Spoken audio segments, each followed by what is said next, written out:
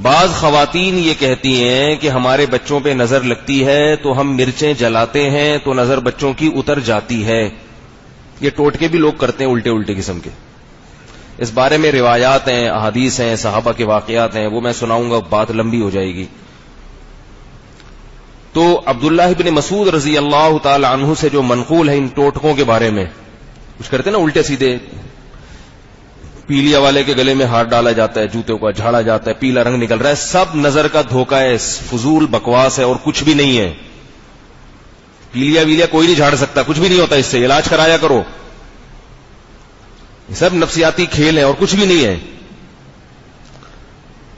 اتنے کانفیڈنس سے ایک آدمی ممبر پہ بیٹھ کے بات کر رہا ہے تو مان لیں اس کی بات, مان لیں اس کی بات. مجھے کوئی شوق تو نہیں ہے ہر وقت ان کے خلاف چیخنے کا. صحابہ کرام سے مروی ہے, حضرت عبداللہ بن مسعود فرماتے ہیں کہ یہ جو ایسی کنڈیشن ہوتی ہے نا, جیسے مرچیں جلائیں اور بچہ رونا بند ہو گیا, بچوں کو نظر بہت لگتی ہے, لوگ کہتے ہیں اتنی نہیں لگتی جتنی لوگوں میں مشہور ہے. نظر لگ گئی, فلانا ہو گیا, یہ ہو گیا, یوں ہو گیا, پاگل وہمی بنے رہتے ہیں. کوئی بچے کی تعریف کر دے آپ کے سامنے, نہیں نہیں نہیں نظر لگ جائے گی, نظر لگ جائے گی, وہمی نہ بنے. نظر برحق ہے, ہزاروں میں کوئی ایک آدھ لگ جاتی ہے, وہ بہت کوئی اللہ نے اضافی کوئی کسی کو حسن و جمال دیا ہو, اور وہ بھی جب تک اس کی شہرت نہ ہو. آپ کے پاس کوئی نعمت ہے جس کی شہرت ہو گئی تو اب اس میں نظر لگنے کا امکان ختم. ورنہ یہ فنکار اور اداکار لوگ جو ہیں ان کو نظریں صبح شام لگتی. بھائی فلموں کے لیے تو خاص طور پر چھانٹ چھانٹ کے ہینڈسم اور حسین لوگ رکھے جاتے ہیں. کوئی مس ورلڈ بنی ہوئی ہے تو کوئی جناب مسٹر ورلڈ بنا ہوا ہے, اس کو لیا جاتا ہے نا, تو اس کو نظر کیوں نہیں لگتی؟ رہنے دے بھائی, ایسے ہی ٹھیک ہے, جیسے پرانی وہی باتیں کرتے ہیں جو روایتی باتیں. کیا خیال ہے جب آپ لوگ کی سمجھ میں نہیں آ رہی؟ سوال سمجھ میں آ رہا ہے کہ نہیں آ رہا؟ وہ بھائی کوئی خوبصورت تو نظر لگ جاتی ہے نا, کہتے بچے کو نظر لگ گئی, تو جو مسٹر ورلڈ ہوگا یا مس ورلڈ ہوگی اس کو تو ان کو تو صبح و شام فلیتے پلیتے اور امام زامن اور پنجتن پاک اور ایک انگوٹھے میں دھاگا اور 24 گھنٹے اسی میں رہنا چاہیے. ان کو نظر بولو بھائی نہیں لگتی. تو نظر جو لگتی ہے وہ پتہ ہے کیوں لگتی ہے؟ آپ کے پاس کوئی نعمت ہے نہیں, اچانک ایک بہت بڑی نعمت آ گئی تو آپ اترانے لگتے ہو, خود پسندی میں آ جاتے ہو. آپ کے اندر یہ عیب پیدا ہوتا ہے کہ آپ اترانے لگتے ہو, ایک دم اپنی اوقات بھول جاتے ہو, اور سامنے والے میں حسد پیدا ہو جاتا ہے, جیلسی. یار ابھی تو یہ سائیکل پہ گھومتا تھا, 2 دن میں اس کی لاٹری کیا لگی ہے جناب, لینڈ کروزر میں گھوم رہا ہے. اس کنڈیشن میں نظر لگنے کا خطرہ ہوتا ہے, 100% پھر بھی نہیں, امکان ہوتا ہے کہ لگ جائے. یہ جو حدیث میں آتا ہے کہ العین حق, نظر برحق ہے, اس کا یہ مطلب ہے کہ لگ جاتی ہے کبھی. اور یہ جو کنڈیشن میں نے بتائی ہے اس کا یہ مطلب نہیں کہ ہر ایک کو لگتی ہے, بس نظر برحق کا مطلب یہ ہے کہ وہ لگے گی. ایسے تو پھر دنیا کا نظام برباد ہو جائے. بھائی یوسف علیہ السلام کو کیوں نہیں لگی نظر؟ انہیں تو اللہ نے آدھا حسن دے دیا تھا. تو اور یہاں کیا ہوتا ہے کہ بچہ کالا کلوٹا, ناک بہ رہی ہے اس کی,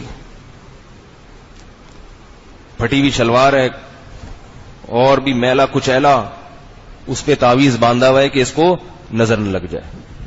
وہ تعویذ اتنا خوبصورت ہوتا ہے کہ اس تعویذ کو نظر لگنے کا اندیشہ ہوتا ہے. تو نہ بنو وہمی, ان چیزوں میں نہیں پڑے زیادہ. تو یہ جو حدیث میں آتا ہے العین حق, نظر برحق ہے, اس کا مطلب سمجھ میں آیا ہے؟ مانتے ہیں کبھی کبھار. اور دوسرا حدیث میں آتا ہے کہ اگر کوئی چیز تقدیر پہ غالب ہو سکتی تو وہ نظر ہوتی. مطلب کیا ہے کہ ایک چیز بالکل صحیح چل رہی ہوتی ہے, ایک دم اس میں زوال آ جاتا ہے جو بظاہر اسباب کے خلاف ہوتا ہے, تو یعنی نظر جب لگتی ہے تو ایسا کر دیتی ہے. تو میں اس کو بھی مانتا ہوں کہ ایک دم الٹا کام ہو جاتا ہے, لیکن یہ ہمیشہ نہیں ہوتا, ہر جگہ نہیں ہوتا. بہت کوئی شاذ و نادر واقعات ہیں. ایک صحابی تھے, نہا رہے تھے, بہت خوبصورت جسم تھا ان کا, ان پہ کسی کی نظر پڑی تو وہ نظر لگ گئی اور گر گئے, مر گئے, انتقال ہو گیا ان کا. لیکن کیا ایک ہی صحابی خوبصورت تھے صحابہ کے دور میں؟ بہت سارے صحابہ تھے, ایسے ایسے صحابہ تھے خوبصورت جن کو حضرت حضرت دحیہ کلبی رضی اللہ تعالی عنہ کو حضرت عمر نے حکم دیا تھا کہ مدینہ میں چہرہ ڈھانک کے آیا کریں. مرد ہیں مگر حکم دیا جا رہا ہے کہ چہرہ ڈھانک کے آئیں. اس لیے نہیں کہ ان کو نظر لگتی تھی, اس لیے کہ وہ جہاں سے گزرتے تھے ان کے بارے میں فتنہ تھا کہ عورتیں فتنے میں مبتلا نہ ہو جائیں, ان کو دیکھ کے خواتین فتنے میں مبتلا نہ ہو جائیں. لیکن ان کو تو نظر, بولو بھائی, نہیں لگی. ایسے اور بھی لوگ ہیں, فلموں کے اداکار ہوتے ہیں. تو دو وجہ سے لگنے کا اندیشہ ہوتا ہے. ایک, آپ اپنی اوقات بھول جاتے ہیں, خامخواہ کی شو بازیاں شروع کر دیتے ہیں. اور دوسرا یہ کہ ایک دم سے جب کوئی چیز آتی ہے تو لوگوں میں جیلسی, حسد کا عنصر زیادہ ہوتا ہے کہ یار یہ کل پکوڑے بیچتا تھا اور آج ایک دم جناب سونا بیچنا شروع کر دیا اس نے. تو اس سے کیا ہوتا ہے کہ پھر ایسی نظر سے دیکھتے ہیں وہ آپ کو, اس دیکھنے کا ایک اثر ہوتا ہے جو اللہ نے ایک رکھا ہے اسباب میں, لیکن یہ بہت کم ہوتا ہے. اور اس سے بچنے کا بھی ایک طریقہ ہے, اس کے لیے بھی عاملوں کے پاس جانے کی چندہ ضرورت, بولو بھائی, نہیں. یعنی بہت شاذ و نادر ہوتا ہے, بہت شاذ و نادر. دبئی میں کتنی بڑی بڑی بلڈنگیں ہیں, وہاں اگر کوئی بلڈنگ بنائے گا تو نظر نہیں لگے گی, کیونکہ بلڈنگ بنانے والا خود احساس کمتری سے مر جاتا ہے. کیونکہ اتنی بڑی بڑی بلڈنگز ہیں کہ آپ کی یہ جو حبیب بینک, تو وہاں ان کی بلڈنگوں کے گھٹنے کے برابر بھی نہیں ہے. کیا خیال ہے؟ لیکن آپ کسی غریب علاقے میں جہاں سب کی جھونپڑیاں ہیں, ایک دم آپ کے پاس پیسہ آیا اور آپ نے 6 منزلہ عمارت بنا کے کھڑی کر دی, تو چلو ایک ماشاءاللہ کی تختی لگا دو.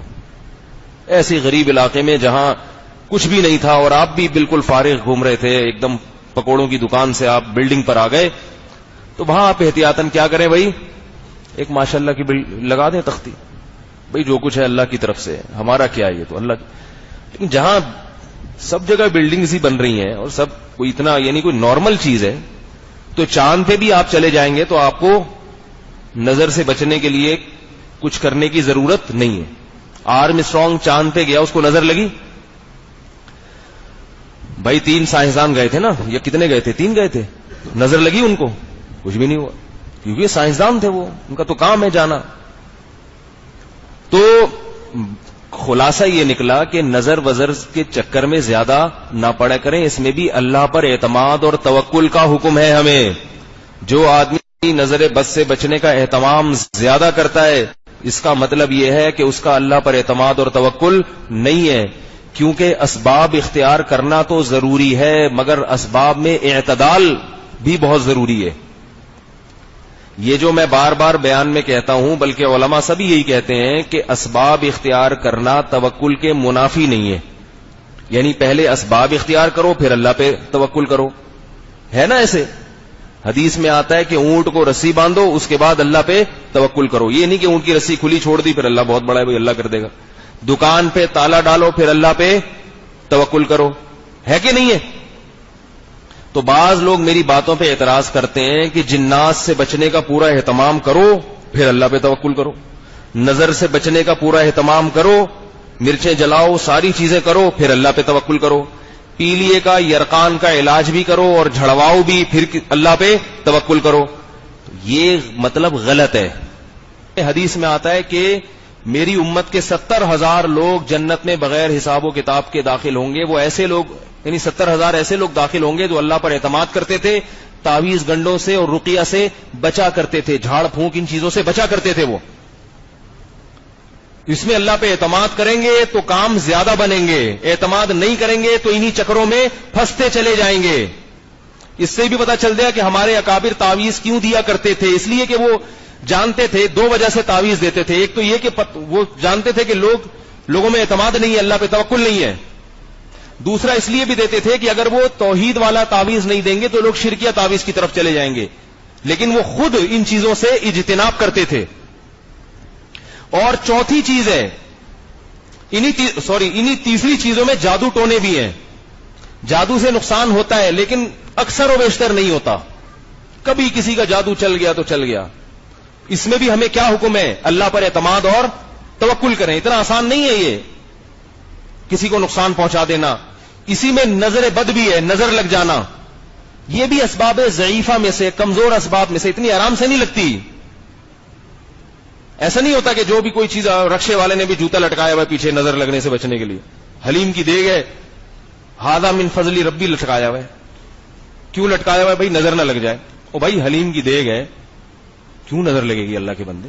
یا تو آپ کا بزنس ہوتا, آپ کے کنٹینر حلیم کے ایکسپورٹ ہو رہے ہوتے, چائنا جا رہے ہیں آپ کے کنٹینر حلیم, اس پہ چلو, اور آپ ایک دم دیگ سے کنٹینر پہ آ گئے, تو آپ تھوڑا سا نظر سے بچنے کا اہتمام کر لیں. لیکن ان چیزوں پہ, چھوٹی چھوٹی چیزوں پہ, ویسے اللہ کی نعمت کے طور پر لکھیں کہ ہاذا من فضل ربی, تو بہت اچھی بات ہے, اللہ کا فضل ہے. چاہے حلیم کی دیگ ہو یا پکوڑے کا کاروبار ہو, اگر حلال کھانے کو مل رہا ہے تو یہ کم نہیں ہے. نبی نے فرمایا حلال کمانے والا, حلال تجارت کرنے والا قیامت کے دن پیغمبروں کے ساتھ ہوگا. چاہے وہ پکوڑوں کا کاروبار ہو, حلیم کا کاروبار ہو, جلیبیوں کا ہو, یا آپ کا بہت بڑا بزنس ہو کوئی. میں مذاق نہیں اڑاتا کسی حلال کمانے والے کا, میرا مقصد ہرگز نہیں ہے. جو حلال کما رہا ہے, چاہے وہ موچی بن کے کما رہا ہے, تو قیامت میں جب اللہ اجر دیں گے تو پتہ چلے گا. میرا مقصد یہ کہ جو توکل نہیں کر رہے اللہ پہ, جوتے لٹکا رہے ہیں پیچھے اور پتہ نہیں کیا کیا اٹھ پٹانگ حرکتیں کر رہے ہیں, یہ ہندوؤں پہ جچتی ہیں یہ چیزیں مسلمانوں پہ نہیں جچتی. تختیاں لٹکائی ہوئی ہیں مختلف لوہے الواح کی, دھونیاں دی جا رہی ہیں دکانوں میں, کوئی ضرورت نہیں ان چیزوں کی. دکان میں اگر برکت چاہیے تو حلال کام کرو, جھوٹ نہ بولو. اس سے جتنی برکت ہوگی اتنی کسی اور چیز سے برکت نہیں ہوگی. اور ایک اور کام کر لیا کرو, جب صبح دکان کھولو تو تھوڑی سی قرآن پاک کی تلاوت کر لیا کرو. آپ کے کاروبار کی ابتدا اللہ کے نام سے ہونی چاہیے, تو اس کی برکت انشاءاللہ سارا دن ہوگی. اتنا کافی ہے. کیا خیال ہے بھائی؟ غلط تو نہیں کہہ رہا؟ منہ سے اللہ کا نام لیتے نہیں ہے, تختیاں لکھ لکھ کے لٹکا دیتے ہیں, تاکہ اللہ کا نام لینے کو معاذ اللہ ٹینشن سمجھتے ہیں ٹینشن سمجھتے ہیں. تو میں نے تو علماء کے گھروں میں کبھی نہیں دیکھا کچھ یہاں کچھ تختی لٹکی ہوئی, یہاں کوئی تختی لٹکی ہوئی, یہاں کچھ لٹکا ہوا ہے. وہ کیا کرتے ہیں بھائی؟ گھروں میں تلاوت کرتے ہیں. اللہ میرے والد صاحب کی مغفرت فرمائے, روزانہ بلا ناغہ گھر میں اونچی آواز سے تلاوت کا معمول تھا. جس دن انتقال ہوا ہے, بلکہ جس وقت انتقال ہوا ہے اس سے تھوڑی دیر پہلے بھی گھر میں اونچی آواز سے تلاوت کر کے گئے تھے. تو گھر میں اگر آپ مرد حضرات اونچی آواز سے تلاوت کیا کریں, ایک معمول بنا لیں, خواتین آہستہ آواز سے, اس تلاوت کی آواز سے گھر میں انشاءاللہ برکتیں پھیلیں گی. اور اگر کوئی جن چڑیل بھوت بالفرض آیا بھی تو بھاگ جائے گا. نبی نے فرمایا کہ رات کے وقت جو تہجد پڑھتے ہیں اور اونچی آواز سے تلاوت کرتے ہیں رات کی نماز میں, تو فرشتے آ کر اس کے ہونٹ سے اپنے ہونٹ رکھ دیتے ہیں. حدیث کے الفاظ ہیں, وہ تلاوت کے الفاظ کو اچکتے ہیں, اور اتنا پسند آتا ہے فرشتوں کو یہ عمل کہ پھر وہ مخبری ہوتی ہے آسمان کے فرشتوں کو, پھر فرشتوں کا تانتا بن جاتا ہے, یہاں تک کہ زمین سے آسمان تک فرشتوں کی قطار بن جاتی ہے. اور میں نے آپ کو بتایا تھا کہ فرشتے اور جنات کا آپس میں ایسے دشمنی ہے جیسے پولیس اور ڈاکو کی ہوتی ہے. جہاں پولیس ہو وہاں ڈاکو نہیں آتے, جہاں ڈاکو وہاں پولیس نہیں آتی عام طور پہ. ٹھیک ہے, دیکھو میں بولنا نہیں چاہ رہا تھا لیکن غلطی سے نکل گیا میرے منہ سے. تو جنات اگر کسی گھر میں ہیں اور وہاں فرشتے آ گئے تو وہاں جنات کا بسیرا نہیں ہو. یہ ایک دوسرے کے اپوزٹ ہے بالکل. جنات اگر ڈرتے ہیں تو کس سے ڈرتے ہیں؟ فرشتوں سے ڈرتے ہیں. تو اگر تہجد کا معمول گھر میں بنا لیں گے آپ لوگ, تھوڑی سی, اتنی زیادہ اونچی آواز نہ ہو کہ ساری پبلک اڑ جائے, تھوڑی سی اونچی آواز سے تلاوت کر لیں, یا گھر میں تہجد میں نہیں کرتے, فجر کی نماز کے بعد بیٹھ کے تھوڑی سی تلاوت کر لیں, تو انشاءاللہ کسی عامل, کسی روحانی ٹوپی ڈرامے کے پاس جانے کی ضرورت نہیں رہے گی. تو جب دکان کھولتے ہیں صبح صبح جا کے, کوئی بھی دکان ہے آپ کی, جائیں, بیٹھیں, باوضو ہوں, 2 رکعت نفل پڑھ لیں صلاۃ الحاجت کی, اس کے بعد بیٹھ کے تلاوت کا تھوڑا سا معمول بنا لیں. کیا خیال ہے بھائی؟ تھوڑی سی اونچی آواز سے, تاکہ وہ اس کی برکت پھیل جائے. لیکن یہ بھی نہیں کرتے. وہ کیا کرتے ہیں؟ قرآن خوانی کرواتے ہیں. خود نہ کرنا کرے کچھ بھی. مدرسے کے بچوں کو بلائیں گے, ایک دیگ پکوائیں گے, بولیں گے الحمد سے لے کے والناس تک پورا قرآن پڑھو, دیگ کھلا دو, نکالو. پھر وہ بچے بھی روزانہ کے حساب سے آرڈر بک کرایا جا رہا ہے, تو جو کام ڈیلی بیسس پر ہوتا ہے اس میں خشوع خضوع اخلاص سب ختم. تو بچے بھی جا رہے ہوتے ہیں, ہمیں تو دیکھتے ہیں نا بچوں کو, جا رہے ہوتے ہیں, یار آج پتہ نہیں کیا ملے گا. کہہ رہے آج سنا قورمے کی رپورٹ ہے. ابے یار قورمہ تو کل ستار بھائی کے یہاں بھی کھایا تھا. یار آج کوئی بریانی ہو جائے. ابے تو چکن کھاتا ہے, بیف کھاتا ہے؟ ابے چکن بہت کھا لی یار, بیف ہو جائے, دعا کرو یار. اب وہاں جا کے دیکھا کہ بیف نہیں ہے, چکن ہے, تو اب خشوع خضوع سے بولو نا بھائی. جس دکان میں برکت کے لیے قرآن خوانی کروائی تھی وہ خشوع خضوع سے قرآن خوانی نہیں ہو رہی. اور دوسرا ان کی تو روٹین بن چکی ہے, وہ ڈیوٹی ہے ان کی. وہ محتمم صاحب نے گن پوائنٹ پہ بھیجا اس کو, جاؤ یار اور وہ کیا کر رہا ہے؟ الحمدللہ رب العالمین یعلمون تعلمون یعلمون تعلمون ایسے چلا رہا ہے. یعلمون تعلمون ان کی اپنی دکان تھوڑی ہے. وہ کہیں گے اس کی دکان سے ہمیں کیا فائدہ بھائی. تو اللہ کے بندو چھوڑ دو یہ چیزیں, خود ہی تلاوت کر لو وہاں بیٹھ کے روزانہ کی بنیاد پہ. ایک دن تو برکت اتنی ہوگی پورا قرآن. اب 20 سال تک اس دکان میں اللہ کا نام کبھی بھی نہیں لیا, اس میں رشوت چلے گی, اس میں جناب جھوٹ چلے گا. پھر لوگ کہتے ہیں یار برکت ہی نہیں ہو رہی. ہم نے تو حالانکہ قرآن خوانی بھی کروائی تھی, جس قسم کی قرآن خوانی کروائی تھی اس قسم کی اتنی ہی برکت ہو سکتی ہے. ڈیلی بیسس پہ روزانہ بنیاد پہ صبح اٹھ کے تلاوت کر لیا کرو, اور جھوٹ سے بچو اور ان حرام کاریوں سے بچو. تصویریں نہ لگائیں جاندار کی دکان میں. بڑے بڑے جو بزرگوں کی تصویریں لگائی بھی ہوتی ہے نا, تصویر سے بھی فرشتے, حدیث میں آتا ہے جس جگہ جاندار کی تصویر ہو. ایک تو وہ تصویریں جو پروڈکٹ پہ ہوتی ہیں, شیمپو پہ وہ تو بچنا ممکن نہیں ہے. دیوار پہ تصویریں لٹکائے نہیں بزرگوں کی, جانداروں کی تصویریں. ویسے سینریاں لگا دیں آپ, جاندار کی تصویر اپنے بزرگوں کی یا مشائخ کی وہ تصویریں نہ لگائیں, اس سے بھی نحوست آتی ہے دکان میں. تو کیا خیال ہے بھائی, سمجھ گئے کہ نہیں سمجھ گئے؟ اب تو کسی کے پاس نہیں جائیں گے علاج کے لیے. یہ جو مرچیں جلانے سے بچہ ٹھیک کیوں ہوتا ہے؟ بچہ ٹھیک اس لیے ہوتا ہے کہ اس کو بیمار شیطان نے کیا ہوتا ہے, اس وجہ سے کہ شیطان کو پتا ہوتا ہے یہ ٹوٹکا کریں گے, اس لیے بچے کو چھیڑتے رہو. بچے کو چھیڑتا ہے, وہ بچہ روتا ہے, ماں باپ مرچیں جلاتے ہیں, بچہ ٹھیک ہو جاتے ہیں. شیطان چھیڑنا چھوڑ دیتا ہے اس کو, تاکہ آپ کا عقیدہ مرچوں پہ چلا جائے. جو لوگ ٹوٹکے کرتے ہیں نا اس قسم کے, بیمار بھی انہی کے بچے ہوتے ہیں. شیطان چھیڑتا رہتا ہے ان کے بچوں کو, جب آپ ٹوٹکا کرو گے تو بچہ ٹھیک ہو جائے گا. اس لیے ٹھیک ہوتا ہے, شیطان چھیڑنا چھوڑ دیتا ہے اس کو. اگر آپ ایک دفعہ شیطان کو مایوس کر دو کہ بھائی بچہ رونے دے, میں مرچیں نہیں جلاؤں گا, میں یہ ٹوٹ کے بٹے بٹے گھما کے جو عجیب عجیب سے ٹوٹکے ہو رہے ہیں یہ نہیں کروں گا, تو شیطان چھیڑنا چھوڑ دے گا. کیونکہ شیطان کے پاس اتنا ٹائم نہیں ہے. وہ کہہ رہا ہے اور بھی کسٹمر ہے میرے, میں ان کو جا کے چھیڑوں گا. ہر آدمی ایک حد تک کسی پہ محنت کرتا ہے نا, کہتا ہے یار یہ مایوس ہو گیا تو فائلیں لپیٹو, کسی اور کے پاس جاؤ, وہ چھڑ جاتے ہیں. بھائی اسی کو چھیڑیں گے جو جس میں چھڑنے کا بھی تو تھوڑا سا ہو نا. وہ چھڑ ہی نہیں رہا اگلا, ٹھیک ہے, تو کب تک چھیڑتے رہو گے آپ بیٹھ, اتنا ٹائم نہیں ہوتا. تو اس لیے یہ جو ہے نا ان چیزوں میں زیادہ نہ پڑا کریں, اللہ پہ اعتماد کریں, نماز پڑھیں, روزہ رکھیں, حج کریں, زکات دیں. کوئی پریشانی ہے اللہ سے 2 رکعت صلاۃ الحاجت پڑھ کے دعا مانگیں. اب اللہ کی رحمت سے امید ہے جو یہ میرے یہ والا بیان جس نے سنا اس کے بعد بھی اگر وہ کسی جن چڑیل بھوت بھگانے والے کے پاس جاتا ہے تو قیامت کے دن اللہ بھی اس سے انشاءاللہ سوال پوچھے گا کہ اتنا کچھ سننے کے بعد بھی تمہیں سمجھ میں بات نہیں آئی. اور اگر اس کو کوئی نقصان ہو گیا, جو کہ ہوگا یقیناً ہوگا, تو ہم انشاءاللہ قیامت کے دن بری ذمہ ہیں. ہم کہیں گے اللہ ہم نے جو ذمہ داری تھی ہماری ممبر پہ وہ ذمہ داری ہم نے پوری کر لی. اللہ تعالیٰ سمجھنے کی عمل کی توفیق عطا فرمائے. وما علینا الا البلاغ.